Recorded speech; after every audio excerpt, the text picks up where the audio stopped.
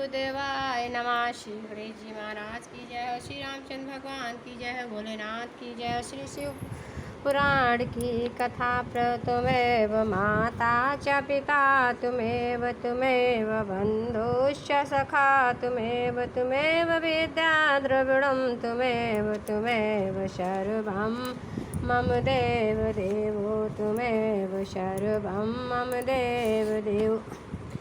क्रिया तप और जप से योग से शिव योग 3 प्रकार के होते हैं, जो क्रमशः क्रिया योगी तपोयोगी और जप योगी कहलाते हैं। जो धन आदि वैभव से पूजा सामग्री का संचय करके हाथ आदि अंगों से नमस्कार आदि क्रिया करते हुए इष्ट देव की पूजा में लगा रहता है, वह क्रिया योगी कहलाता है। पूजा में संलग्न रहकर जो परिमित भोजन करता है, ब्राह्म इंद्रियों को जीतकर वश में किए रहता है और मन को भी वश में करके परद्रोह आदि से दूर रहता है, वह तपोयोगी कहलाता है। इन सभी सद्गुणों से युक्त होकर जो सदा शुद्ध भाव से रहता है तथा समस्त काम आदि दोषों से रहित हो शांत चित्त से निरंतर जप किया करता है, उसे महात्मा पुरुष जप योगी मानते हैं। जो पुरुष 16 प्रकार के उपचारों से शिव योगी महात्माओं की पूजा करता है, वह शुद्ध होकर शालोक आदि के क्रम से उत्तरोत्तर उत्कृष्ट मुक्ति को प्राप्त कर लेता है। जो अब मैं जप योग का वर्णन करता हूँ, तुम सब लोग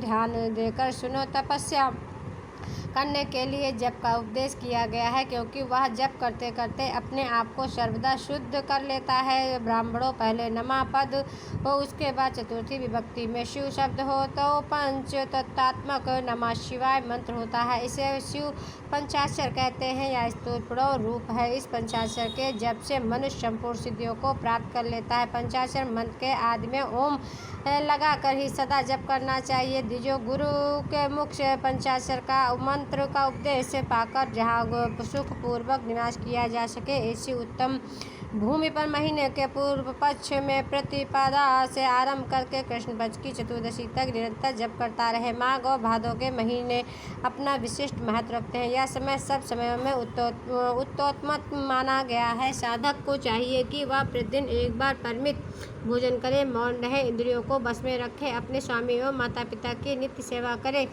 इस नियम से रहकर जप करने वाला पुरुष एक सहस्त्र जप से ही शुद्ध हो जाता है, अंततः वह दृढ़ होता है। भगवान शिव का निरंतर चिंतन करते हुए पंचाक्षर मंत्र का 5 लाख जप करे। जप काल में इस प्रकार ध्यान करे, कल्याणदाता भगवान शिव कमल के आसन पर विराजमान है, उनका मस्तक श्री गंगा जी तथा चंद्रमा की कला से सुशोभित है, उनकी बाई जांघ पर आदिशक्ति भगवती उमा बैठी है। वहाँ खड़े हुए बड़े बड़े गण भगवान शिव की शोभा पा रहे हैं। महादेव जी की अपने 4 हाथों में मृग मृंदा टंक तथा वर एवं अभय की मुद्राएं धारण किए हुए हैं। इस प्रकार सदा सब पर अनुग्रह करने वाले भगवान सदाशिव का बारंबार स्मरण करते हुए हृदय अथवा सूर्यमंडल में पहले उनकी मानसिक पूजा करके फिर पूर्वाभिमुख हो उपरोक्त पंचाक्षरी विद्या का जप करे। उन दिनों साधक का सदा शुद्ध कर्म के ही जबकि समाप्ति के लिए कृष्ण पक्ष की चतुर्दशी को प्रातःकाल नित्य करके शुद्ध एवं सुंदर स्थान में शौच संतोषादि नियमों से युक्त हो शुद्ध हृदय से पंचाक्षर मंत्र का 12 सहज जप करे। तत्पश्चात 5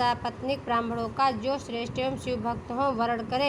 इनके अतिरिक्त एवं श्रेष्ठ आचार्य प्रवरक का भी वर्ण करे और सता उसे शाम भी सदाशिव का स्वरूप समझे। ईशान तत्पुरुष अघोर वामदेव तथा सद्धोजात इन 5 प्रतीक रूप 5 ही श्रेष्ठ और शिव भक्त ब्राह्मणों का वर्ण करने के पश्चात पूजन सामग्री को एकत्र करके भगवान शिव का पूजन करे। विधि पूर्वक शिव की पूजा संपन्न करके होम आरंभ करे। अपने ग्रह सूत्र के अनुसार सुखांत कर्म करके अर्थात परिसमूहन, उपलेपन, उल्लेखन, मृद उद्धरण और अभ्युक्षण इन 5 भू संस्कारों के पश्चात वेदी पर स्वामी मुख अग्नि को स्थापित करके कुश कंडिका के अनंतर प्रज्वलित अग्नि में आज भगांत आहुति देकर प्रस्तुत होम का कार्य आरंभ करे। कपिला गाय के घी से 11, 101 अथवा 1001 आहुतियाँ दे अथवा विद्वान पुरुष शिवभक्त ब्राह्मणों से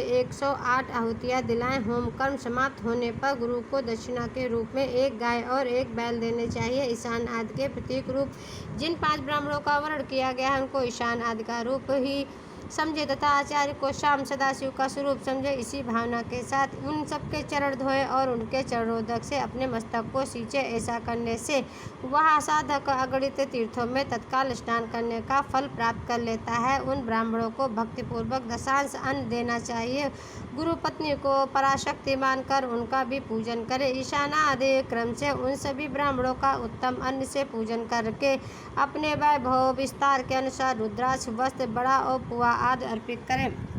तदंतर दिक्पालादि को बलि देकर ब्राह्मणों को भरपूर भोजन कराएं। उसके बाद देवेश्वर शिव से प्रार्थना करके अपना जप समाप्त करें। इस प्रकार शिव पुरुष से चरण करके मनुष्य उस मंत्र को सिद्ध कर लेता है। फिर 5 लाख जप करने से समस्त पापों का नाश हो जाता है। तदंतर पुनः 5 लाख का जप करने पर अतलत से लेकर सत्यलोक तक 14 भुवनों पर क्रमशः अधिकार प्राप्त हो जाता है। यदि अनुष्ठान पूर्ण होने से पहले बीच में ही साधक की मृत्यु हो जाए तो परलोक में वह उत्तम भोग भोगने के पश्चात ही पुनः पृथ्वी पर जन्म लेगा। पश्चात मंत्र के जप का अनुष्ठान करता है। समस्त लोकों का ईश्वर पाने के पश्चात यह वह मंत्र सिद्ध करने वाला पुरुष यदि पुनः 5 लाख जप करे तो उसे ब्रह्मा जी का समीप प्राप्त होता है। पुनः 5 लाख जप करने से शारूप नामक ईश्वर प्राप्त होता है। 100 लाख जप करने से वह साक्षात ब्रह्मा के समान हो जाता है। इस तरह कार्य ब्रह्मा हिरण्यगर्भ का सामुच्य प्राप्त करके वह उस ब्रह्मा का प्रलय होने तक उस लोक में